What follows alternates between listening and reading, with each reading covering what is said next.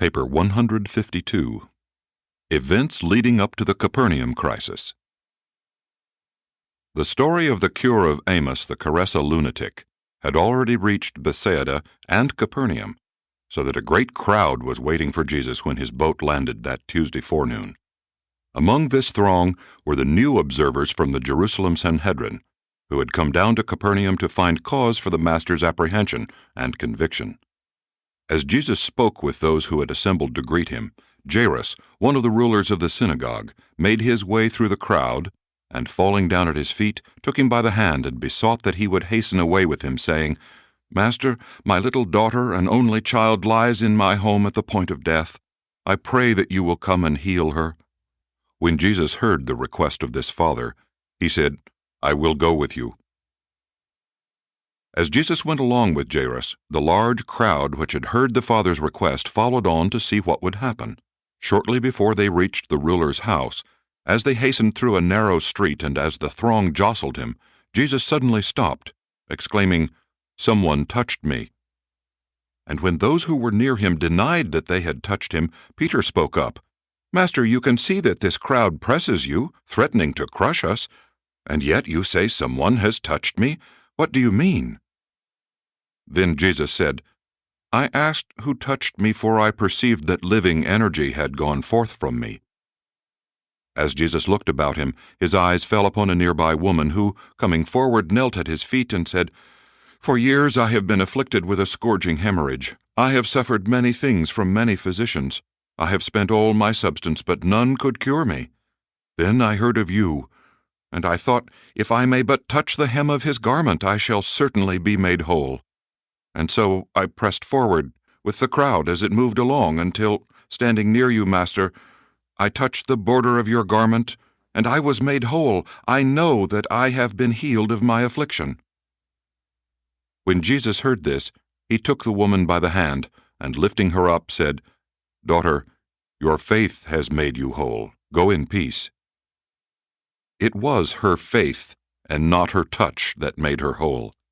And this case is a good illustration of many apparently miraculous cures which attended upon Jesus' earth career, but which he in no sense consciously willed. The passing of time demonstrated that this woman was really cured of her malady. Her faith was of the sort that laid direct hold upon the creative power resident in the Master's person. With the faith she had, it was only necessary to approach the Master's person. It was not at all necessary to touch his garment. That was merely the superstitious part of her belief. Jesus called this woman, Veronica of Caesarea Philippi, into his presence to correct two errors which might have lingered in her mind, or which might have persisted in the minds of those who witnessed this healing. He did not want Veronica to go away thinking that her fear in attempting to steal her cure had been honored, or that her superstition in associating the touch of his garment with her healing had been effective. He desired all to know that it was her pure and living faith that had wrought the cure. 1. At Jairus' house. Jairus was, of course, terribly impatient of this delay in reaching his home, so they now hastened on at quickened pace. Even before they entered the ruler's yard, one of his servants came out saying, "Trouble not the master, your daughter is dead." But Jesus seemed not to heed the servant's words, for taking with him Peter, James, and John, he turned and said to the grief-stricken father, "Fear not, only believe." When he entered the house, he found the flute players already there with the mourners, who were making an unseemly tumult. Already were the relatives engaged in weeping and wailing, and when he had put all the mourners out of the room, he went in with the father and mother and his 3 apostles. He had told the mourners that the damsel was not dead, but they laughed him to scorn. Jesus now turned to the mother, saying, "Your daughter is not dead, she is only asleep." And when the house had quieted down, Jesus, going up to where the child lay, took her by the hand, and said, "Daughter, I say to you, awake and arise."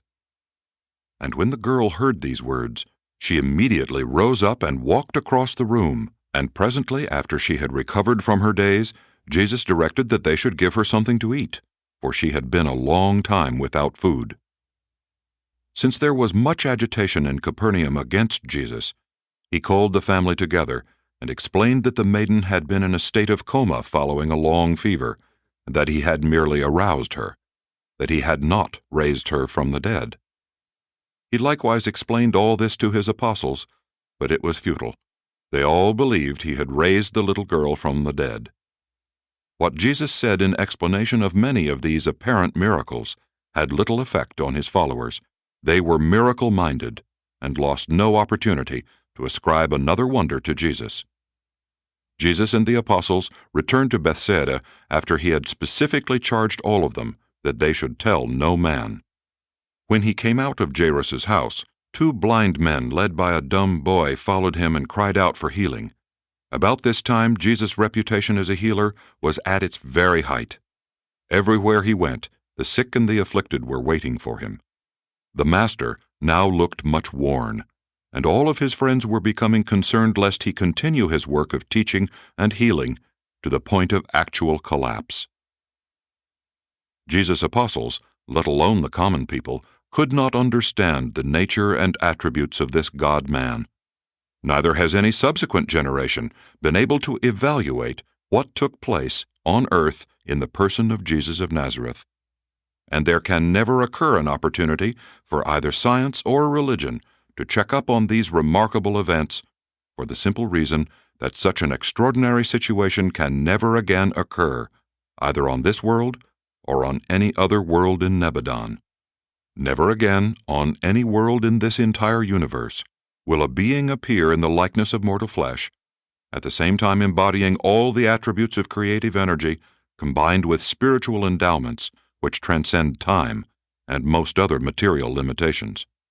Never before Jesus was on earth, nor since, has it been possible so directly and graphically to secure the results attendant upon the strong and living faith of mortal men and women. To repeat these phenomena, we would have to go into the immediate presence of Michael the Creator, and find him as he was in those days, the Son of Man. Likewise, today, while his absence prevents such material manifestations, you should refrain from placing any sort of limitation on the possible exhibition of his spiritual power. Though the Master is absent as a material being, he is present as a spiritual influence in the hearts of men. By going away from the world, Jesus made it possible for his Spirit to live alongside that of his Father, which indwells the minds of all mankind. 2. Feeding the 5,000. Jesus continued to teach the people by day while he instructed the apostles and evangelists at night. On Friday, he declared a furlough of 1 week, that all his followers might go home or to their friends for a few days, before preparing to go up to Jerusalem for the Passover.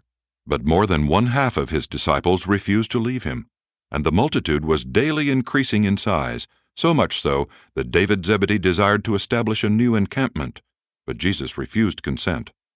The Master had so little rest over the Sabbath that on Sunday morning, March 27, he sought to get away from the people. Some of the evangelists were left to talk to the multitude while Jesus and the 12 planned to escape, unnoticed, to the opposite shore of the lake, where they proposed to obtain much-needed rest in a beautiful park south of Bethsaida Julius. This region was a favorite resorting place for Capernaum folks.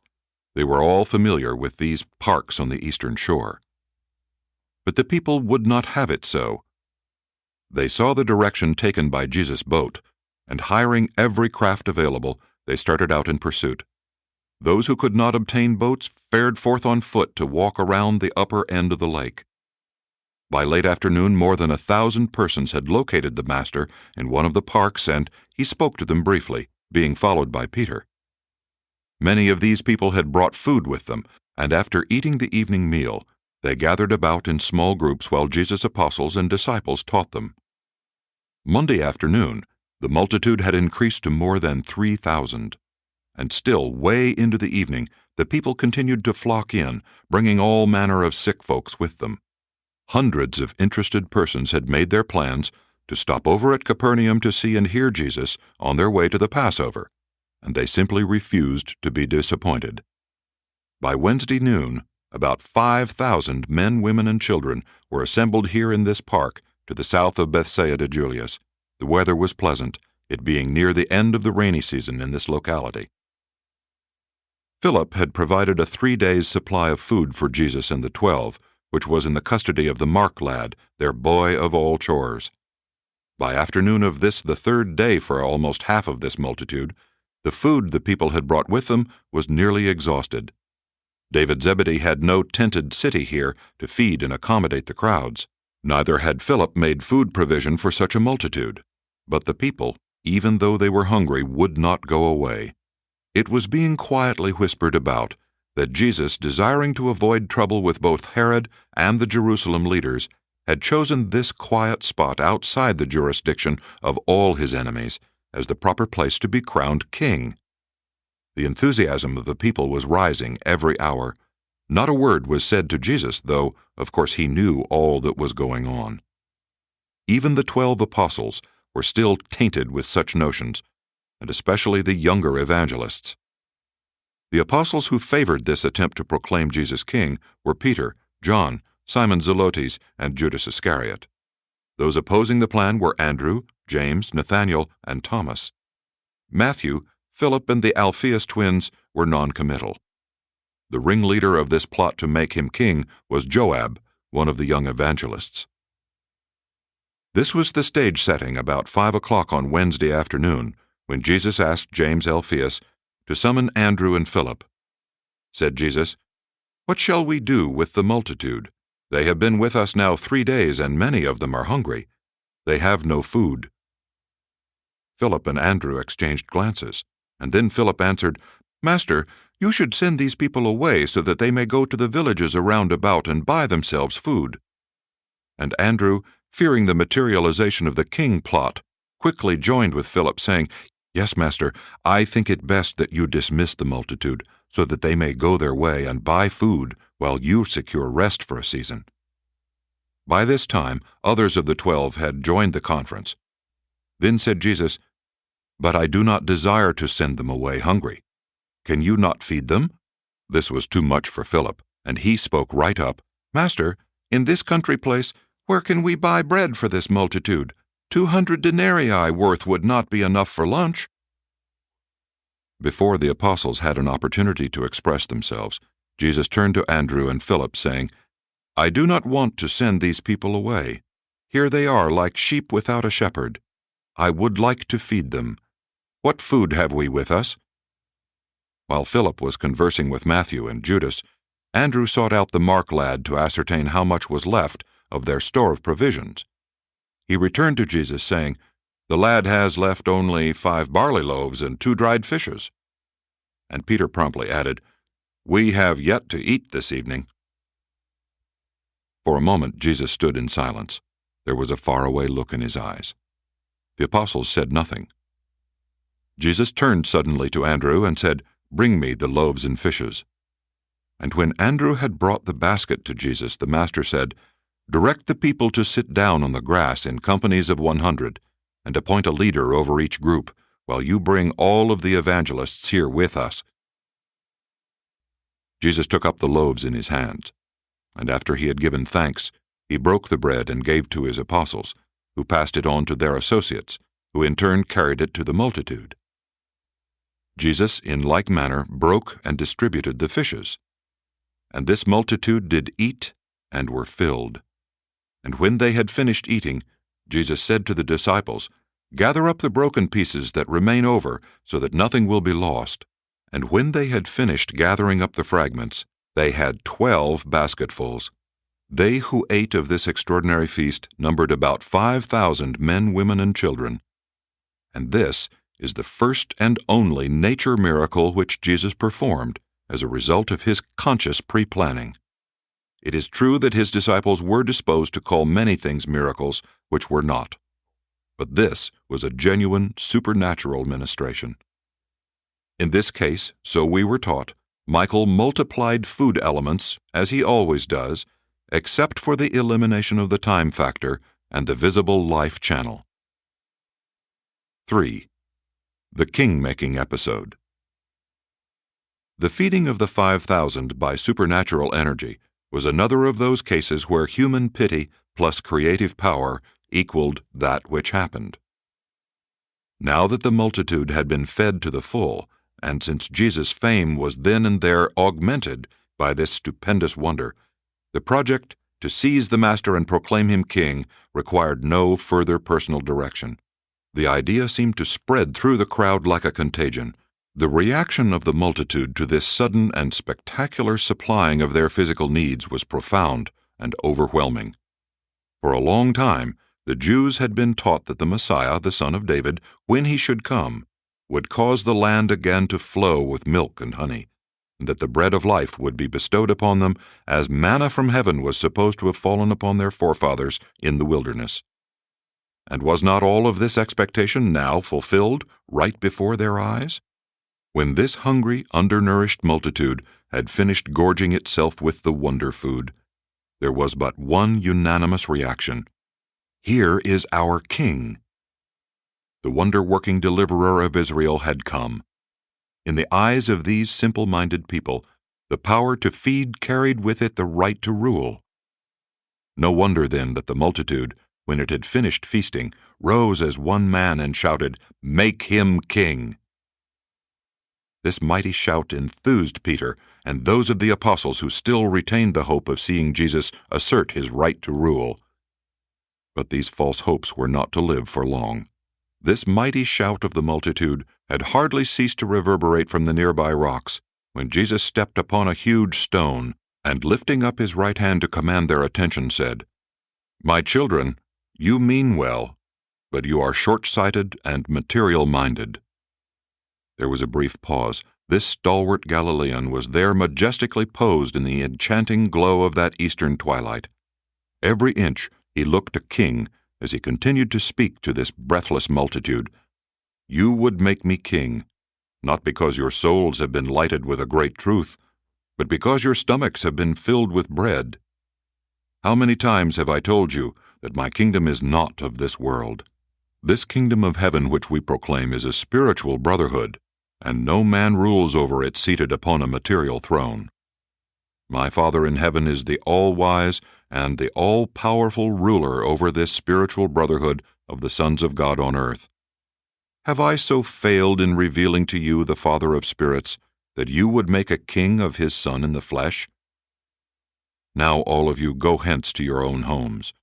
If you must have a king, let the Father of lights be enthroned in the heart of each of you as the Spirit ruler of all things." These words of Jesus sent the multitude away stunned and disheartened. Many who had believed in him turned back and followed him no more from that day. The apostles were speechless. They stood in silence, gathered about the 12 baskets of the fragments of food. Only the chore boy, the Mark lad, spoke, and he refused to be our king. Jesus, before going off to be alone in the hills, turned to Andrew and said, "Take your brethren back to Zebedee's house and pray with them, especially for your brother Simon Peter." 4. Simon Peter's night vision. The apostles, without their master, sent off by themselves, entered the boat and in silence began to row toward Bethsaida, on the western shore of the lake. None of the 12 was so crushed and downcast as Simon Peter. Hardly a word was spoken. They were all thinking of the Master, alone in the hills. Had he forsaken them? He had never before sent them all away and refused to go with them. What could all this mean? Darkness descended upon them, for there had arisen a strong and contrary wind which made progress almost impossible. As the hours of darkness and hard rowing passed, Peter grew weary and fell into a deep sleep of exhaustion.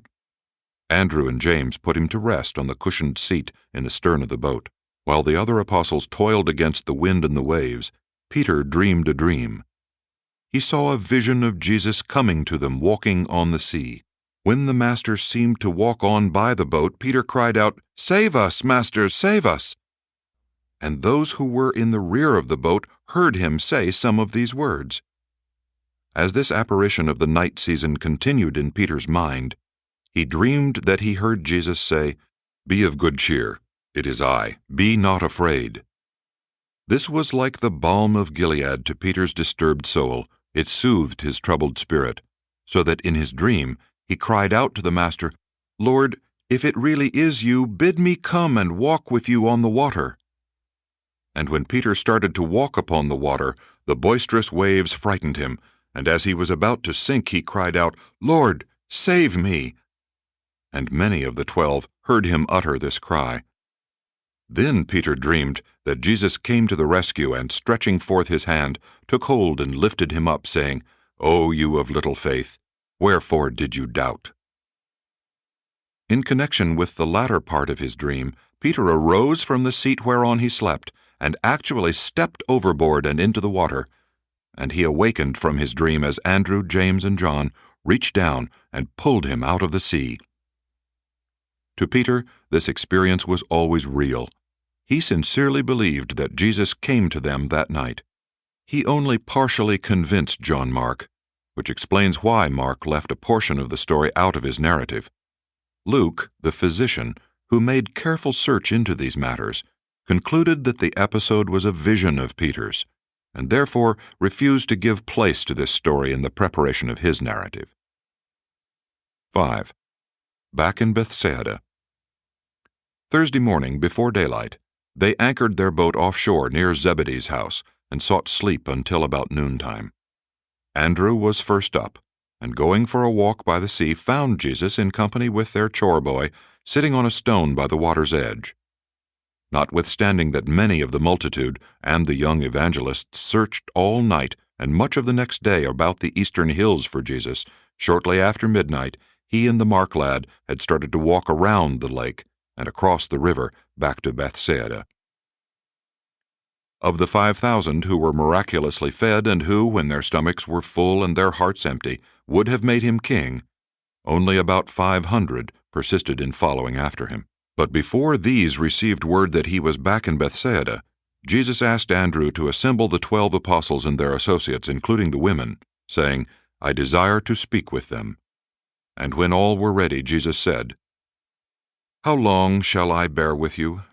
Are you all slow of spiritual comprehension and deficient in living faith? All these months have I taught you the truths of the kingdom, and yet are you dominated by material motives instead of spiritual consideration? Have you not even read in the Scriptures where Moses exhorted the unbelieving children of Israel, saying, 'Fear not, stand still, and see the salvation of the Lord'? Said the singer, 'Put your trust in the Lord. Be patient, wait upon the Lord, and be of good courage. He shall strengthen your heart. Cast your burden on the Lord, and he shall sustain you. Trust him at all times, and pour out your heart to him, for God is your refuge. He who dwells in the secret place of the Most High shall abide under the shadow of the Almighty. It is better to trust the Lord than to put confidence in human princes. And now, do you all see that the working of miracles and the performance of material wonders will not win souls for the spiritual kingdom? We fed the multitude, but it did not lead them to hunger for the bread of life, neither to thirst for the waters of spiritual righteousness. When their hunger was satisfied, they sought not entrance into the kingdom of heaven, but rather sought to proclaim the Son of Man king, after the manner of the kings of this world, only that they might continue to eat bread, without having to toil therefor. And all this, in which many of you did more or less participate, does nothing to reveal the Heavenly Father, or to advance his kingdom on earth. Have we not sufficient enemies among the religious leaders of the land, without doing that which is likely to estrange also the civil rulers? I pray that the Father will anoint your eyes that you may see, and open your ears that you may hear, to the end that you may have full faith in the gospel which I have taught you." Jesus then announced that he wished to withdraw for a few days of rest with his apostles before they made ready to go up to Jerusalem for the Passover, and he forbade any of the disciples or the multitude to follow him. Accordingly, they went by boat to the region of Gennesaret for 2 or 3 days of rest and sleep. Jesus was preparing for a great crisis of his life on earth, and he therefore spent much time in communion with the Father in heaven. The news of the feeding of the 5,000 and the attempt to make Jesus king aroused widespread curiosity and stirred up the fears of both the religious leaders and the civil rulers throughout all Galilee and Judea. While this great miracle did nothing to further the gospel of the kingdom in the souls of material-minded and half-hearted believers, it did serve the purpose of bringing to a head the miracle-seeking and king-craving proclivities of Jesus' immediate family of apostles and close disciples. This spectacular episode brought an end to the early era of teaching, training, and healing, thereby preparing the way for the inauguration of this last year of proclaiming the higher and more spiritual phases of the new gospel of the kingdom, divine sonship, spiritual liberty, and eternal salvation. 6. At Gennesaret. While resting at the home of a wealthy believer in the Gennesaret region, Jesus held informal conferences with the 12 every afternoon. The ambassadors of the kingdom were a serious, sober, and chastened group of disillusioned men. But even after all that had happened, and as subsequent events disclosed, these 12 men were not yet fully delivered from their inbred and long-cherished notions about the coming of the Jewish Messiah. Events of the preceding few weeks had moved too swiftly for these astonished fishermen to grasp their full significance. It requires time for men and women to effect radical and extensive changes in their basic and fundamental concepts of social conduct, philosophic attitudes, and religious convictions. While Jesus and the 12 were resting at Gennesaret, the multitudes dispersed, some going to their homes, others going on up to Jerusalem for the Passover. In less than 1 month's time, the enthusiastic and open followers of Jesus, who numbered more than 50,000 in Galilee alone, shrank to less than 500. Jesus desired to give his apostles such an experience with the fickleness of popular acclaim that they would not be tempted to rely on such manifestations of transient religious hysteria after he should leave them alone in the work of the kingdom. But he was only partially successful in this effort. The second night of their sojourn at Gennesaret, the Master again told the apostles the parable of the sower and added these words, "You see, my children, the appeal to human feelings is transitory and utterly disappointing. The exclusive appeal to the intellect of man is likewise empty and barren.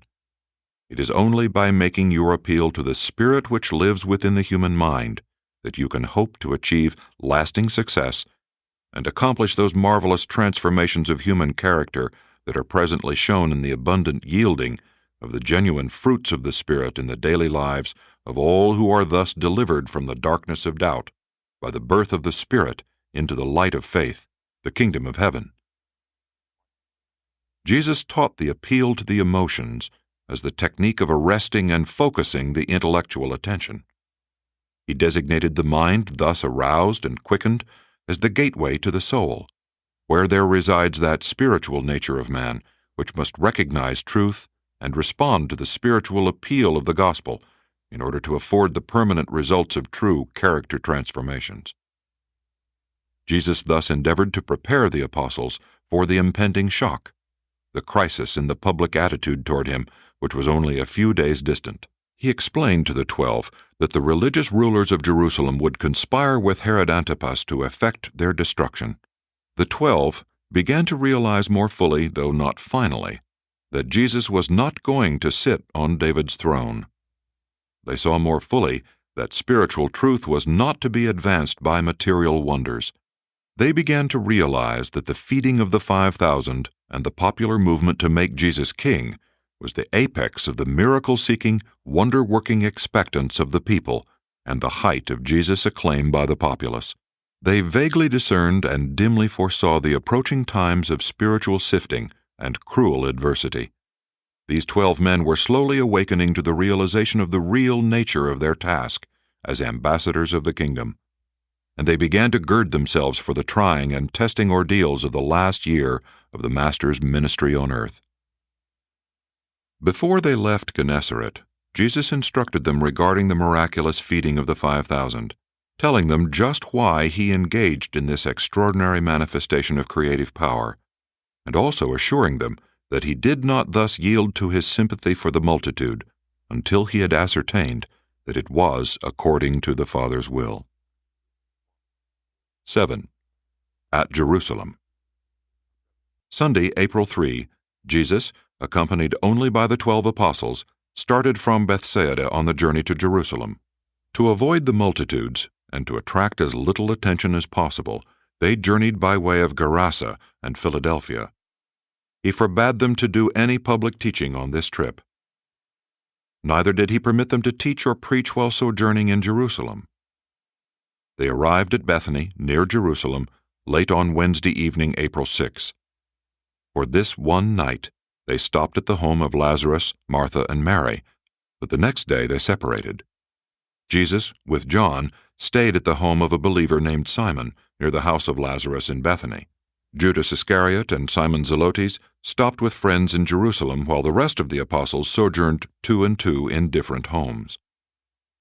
Jesus entered Jerusalem only once during this Passover, and that was on the great day of the feast. Many of the Jerusalem believers were brought out by Abner to meet Jesus at Bethany. During this sojourn at Jerusalem, the 12 learned how bitter the feeling was becoming toward their master. They departed from Jerusalem, all believing that a crisis was impending. On Sunday, April 24, Jesus and the apostles left Jerusalem for Bethsaida, going by way of the coast cities of Joppa, Caesarea, and Ptolemais. Thence overland they went by Ramah and Chorazin to Bethsaida, arriving on Friday, April 29. Immediately on reaching home, Jesus dispatched Andrew to ask of the ruler of the synagogue permission to speak the next day, that being the Sabbath, at the afternoon service. And Jesus well knew that that would be the last time he would ever be permitted to speak in the Capernaum synagogue.